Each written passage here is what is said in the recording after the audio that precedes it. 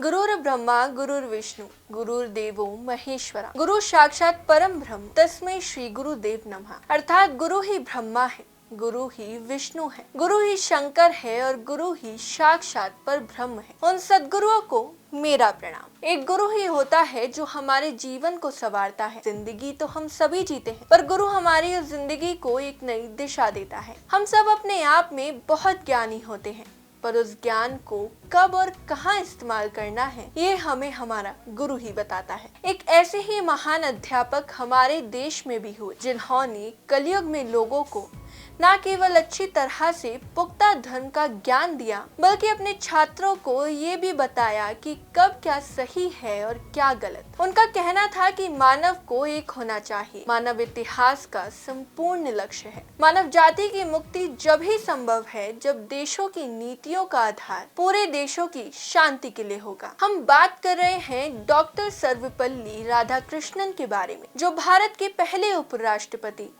और दूसरे राष्ट्रपति हुए। उनका जन्म मद्रास प्रेसिडेंसी के चित्तूर जिले के तिरुतन्नी में 5 सितंबर 1888 में हुआ था। डॉक्टर सर्वपल्ली के घर में इनके माता पिता और 4 भाई बहन थे। इनके पिताजी राजस्व विभाग में काम करते थे और उनकी ज्यादा तनख्वाह ना होने के कारण इनके परिवार में कठिनाइयां थी। इसलिए इनके बचपन में इन्होंने कोई विशेष सुख नहीं भुगता, पर इनके पढ़ने की लगन लाजवाब थी। बेशक से एक मध्यवी छात्र थे, पर इन्हें शुरू से ही नई चीजों को जानने की और पढ़ने पढ़ाने की लगन थी।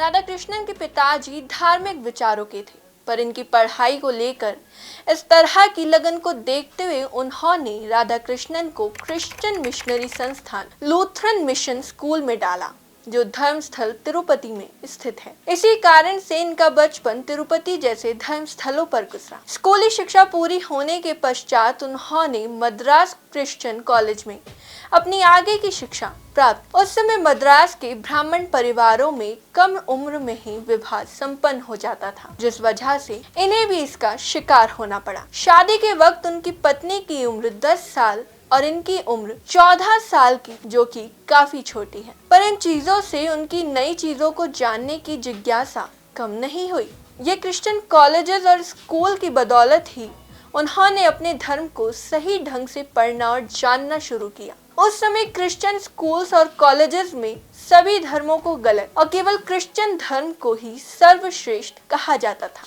इन बातों को सुनकर उन्हें ये जानने की इच्छा होती थी कि हिंदू धर्म में गलत कौन सी चीज है, जिसकी वजह से वे हिंदू धर्म ग्रंथ पढ़ते थे और ये जानते थे कि हिंदू धर्म में कुछ गलत नहीं है। शायद यही कारण था कि वो हमेशा ही भारत में हिंदुत्व फैलाने की बात करते थे। रामकृष्णन की पहली नौकरी 21 साल की उम्र में मद्रास प्रेसिडेंसी कॉलेज में जूनियर लेक्चरर के तौर पर लगी और इन्होंने उस वक्त 37 रुपए मिलते थे। कहते हैं ये कुछ भी पढ़ाने से पहले उस चीज को खुद बहुत ही बारीकी से पढ़ते थे। वे मुश्किल से मुश्किल विषयों को अपनी कला के माध्यम से हर चीज को अपने ज्ञान में मिलाकर हल्की गुदगुदाने वाली कहानियां बनाते थे और छात्रों को पढ़ाया करते थे। शायद इनकी इसी कला की वजह से ये इतने प्रसिद्ध हुए और लोगों के, खास तौर पर छात्रों के, इतने प्रिय हुए। हमारे देश में गुरुओं को इतना सम्मान आज के दौर में नहीं दिया जाता, विशेष तौर पर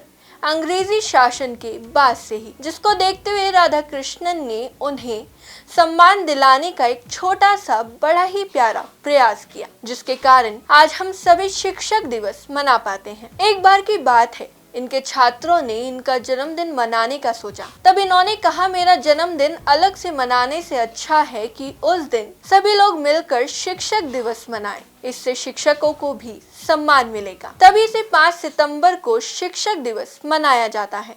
शिक्षक दिवस और डॉक्टर सर्वपल्ली राधाकृष्णन के बारे में और अधिक जानने के लिए आप हमारी किताब डॉक्टर सर्वपल्ली राधाकृष्णन, मैं राधाकृष्ण बोल रहा हूँ, हिंदू दर्शन, रविंद्रनाथ टैगोर का दर्शन पढ़ सकते। ये सभी किताबें आपको अमेज़न और फ्लिपकार्ट पर बहुत ही आसानी से मिल जाएंगी।